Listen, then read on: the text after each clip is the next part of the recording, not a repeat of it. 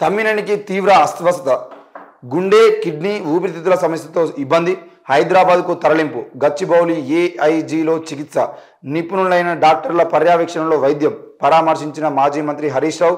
పరిస్థితులను సమన్వయం చేస్తున్న సిపిఐ రాష్ట్ర కార్యదర్శి వర్గం. ఆయనకు నిజంగానే విషమంగానే ఉంది అని చెప్పేసి నిన్న బులెటిన్ అయితే విడుదల చేయడం జరిగింది. ఏది ఏమైనా సిపిఐ రాష్ట్ర కార్యదర్శి తమ్మినేని వీరభద్రం తీవ్ర అస్వస్థతకు గురయ్యారు. హైదరాబాద్ గచ్చిబౌలి ఏఐజీ ఆసుపత్రిలో చికిత్స పొందుతున్నారు. ప్రస్తుతం ఐసీయూలో ఉన్నారు. నిపుణులైన డాక్టర్ల పర్యవేక్షణలో ఆయనకు చికిత్స అందిస్తున్నారు.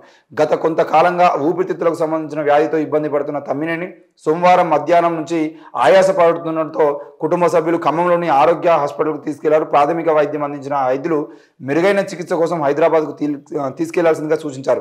మంగళవారం గచ్చిబౌలిలోని ఏఐజీ ఆసుపత్రికి తమ్మినేని తరలించారు. అక్కడ ఆయనకు డాక్టర్లు పరీక్షలు నిర్వహించి చికిత్స అందుతున్నారు. మరి సిపిఐ రాష్ట్ర కార్యదర్శి తమ్మినేని వీరభద్రను ఖమ్మం నుంచి వెంటిలేటర్ సహాయంతో ఆసుపత్రికి తీసుకొచ్చారు. ఆయన గుండె సరిగా పనిచేయడం లేదు, హృదయ స్పందన అసాధారణంగా ఉంది, మూత్రపిండాల పనితీరు కూడా సరిగా లేదు. ఈ కారణాలతో ఆయన ఊపిరితిత్తుల్లో నీరు చేరింది. ఆయనకు వెంటిలేటర్పై చికిత్స అందించాల్సిన అవసరం ఉంది. ఆయన రక్తపోటును సాధారణ స్థితికి తెచ్చేందుకు వైద్యులు చికిత్స అందిస్తున్నారు.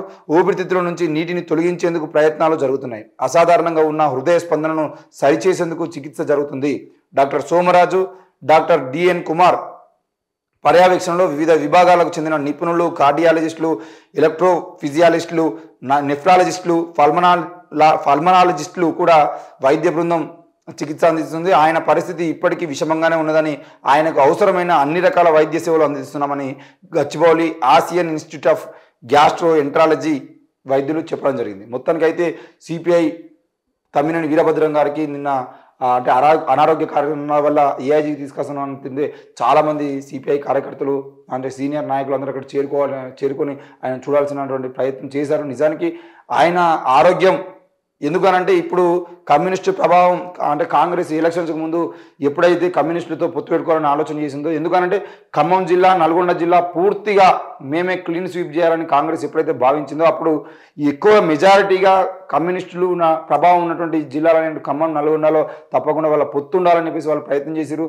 సిపిఐ సిపిఎంతో పొత్తువాలని, రెండింటితో పొత్తువాలని ప్రయత్నం చేసినప్పటికీ కేవలం ఒక పార్టీతో పొత్తు జరిగినా చాలా చోట్లలో కమ్యూనిస్టు పార్టీలు తప్పకుండా కాంగ్రెస్కి సపోర్ట్ చేసి ఈరోజు బీఆర్ఎస్ని గద్దించేటువంటి ప్రయత్నం చేసినాయి. మరి అంత సీనియర్ నాయకులైనటువంటి తమ్మినేని ఆరోగ్యం పరిస్థితులకు సంబంధించిన విషయంలో కూడా ఖమ్మం ఆసుపత్రి నుండి ఏఐజీకి తరలించడం జరిగింది. మరి ఆయన ఈ తెలంగాణ రాష్ట్రానికి సంబంధించిన విషయంలో తెలంగాణ రాష్ట్ర సాధనలో కాకుండా తెలంగాణ రాష్ట్రం వచ్చిన తర్వాత కూడా ఈ రాష్ట్రంలో జరుగుతున్న ఎన్నో ప్రజా వ్యతిరేక కార్యక్రమాలని ప్రశ్నిస్తూ ఇక్కడ ప్రజల హక్కుల కోసం, ముఖ్యంగా పేదవారికి ఇండ్ల కోసం, పేదవారికి భూముల కోసం ఆయన చేస్తున్నటువంటి కార్యక్రమాలు మనం చూస్తూనే ఉన్నాం. ఈ తెలంగాణ రాష్ట్రంలో ఇల్లు లేనటువంటి పేదలందరికీ ఇండ్లు ఇవ్వాలి, ఇళ్ల స్థలాలు ఇవ్వాలని చెప్పేసి ఇళ్ల స్థలాల కోసం వరంగల్ను మొదలుకుంటే రాష్ట్రం మొత్తం ఎక్కడ ధర్నాలు, రాస్తారోకోలు చేపట్టినా అక్కడికి వెళ్ళి ప్రజల కోసం పోరాటం చేస్తున్నటువంటి వ్యక్తిగా తమ్మినేని గారు అంటే అందరికీ తెలిసినటువంటి వ్యక్తి. మరి అంతటి వ్యక్తి ఈరోజు అనారోగ్య కారణాల వల్ల ముఖ్యంగా ప్రజల కోసం తిరుగుతూ సమయానికి తిండి లేక అంటే చాలామంది కమ్యూనిస్ట్ నాయకులు అందరూ కూడా ఈరోజు ప్రజల కోసమే పనిచేయాలన్న ఆలోచనతో ముందుండి పోరాటం చేస్తున్న ఆ క్రమంలో వాళ్ళ ఆరోగ్యాన్ని పట్టించుకోకుండా ఎంతోమంది అనారోగ్యానికి గురవుతున్నారు. మరి ఈరోజు తమ్మినేని గారు తొందరగా కోలుకోవాలని రానున్న లోక్సభ ఎలక్షన్లో ముఖ్యంగా తెలంగాణలో బీజేపీకి వ్యతిరేకంగా మాట్లాడేటువంటి ప్రయత్నాలు చేసేటువంటి వాళ్ళు కూడా వాళ్ళే కాబట్టి మరి బీఆర్ఎస్, కాంగ్రెస్ అని మనం చెప్పుకున్నా కూడా వీళ్ళందరూ కేవలం రాజకీయంగా తిట్టుకోవడం తప్ప బీజేపీ చేస్తున్నటువంటి అంటే రాజ్యాంగ వ్యతిరేక కార్యక్రమాలు అయితేనే వాటిని ప్రశ్నించేటువంటి గొంతుకలుగా వాళ్ళే ఉన్నారు.